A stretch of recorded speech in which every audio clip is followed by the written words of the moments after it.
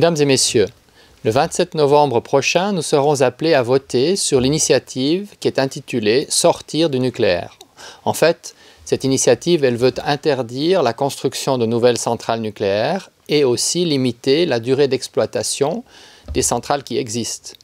Il faudrait ainsi fermer les centrales de Betznau 1 et 2 et aussi celle de Mühleberg en 2017, celle de Gösgen en 2024 et celle de Leibstadt en 2029. Donc 3 des 5 centrales nucléaires devraient être débranchées dès l'année prochaine. Concrètement, cela veut dire qu'en 2017, environ un tiers du courant produit aujourd'hui à partir de l'énergie nucléaire viendrait déjà à manquer. Cela correspond à la consommation d'électricité moyenne annuelle de près de la moitié des ménages suisses. Le Conseil fédéral et le Parlement proposent une autre voie, la stratégie énergétique 2050 qui a été adoptée et qui prévoit de réduire la consommation d'énergie, d'augmenter l'efficacité, de promouvoir les énergies renouvelables. En outre, la construction de toute nouvelle centrale nucléaire sera interdite, c'est aussi ce que demande l'initiative, mais selon le projet du gouvernement qui est approuvé par le Parlement, les centrales existantes resteront cependant en service aussi longtemps qu'elles seront sûres, ce qui garantit une sortie progressive du nucléaire et ce qui laisse le temps de réformer l'approvisionnement énergétique.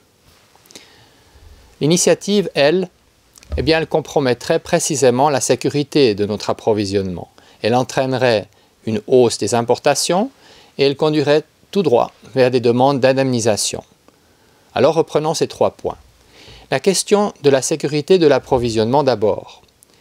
L'augmentation massive des importations surchargerait le réseau. Et il faut être réaliste. Il ne sera pas possible de renforcer suffisamment ce réseau électrique, toutes les lignes électriques, tous les transformateurs d'ici l'an prochain.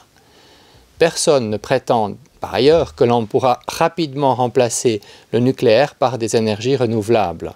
En tout cas pas d'ici l'année prochaine. Pour pallier le manque d'énergie, il faudrait alors importer massivement de l'électricité depuis l'étranger. De l'électricité qui provient en majeure partie de centrales nucléaires et de centrales à charbon très polluantes. Enfin, si le peuple décide de limiter la durée d'exploitation des centrales, cela reviendra à changer les règles du jeu en cours de partie et il faut donc s'attendre à des demandes d'indemnisation de la part des exploitants des centrales, des indemnités qui devraient alors être prises en charge par la Confédération et donc finalement par le contribuable. Le Conseil fédéral estime que l'initiative n'est pas la bonne solution. La stratégie énergétique 2050 est meilleure, elle est plus réaliste. Les centrales nucléaires seront mises à l'arrêt, mais au terme de leur durée d'exploitation ou alors si des impératifs économiques ou de sécurité l'imposent. La sortie du nucléaire sera progressive, elle se déroulera de manière ordonnée.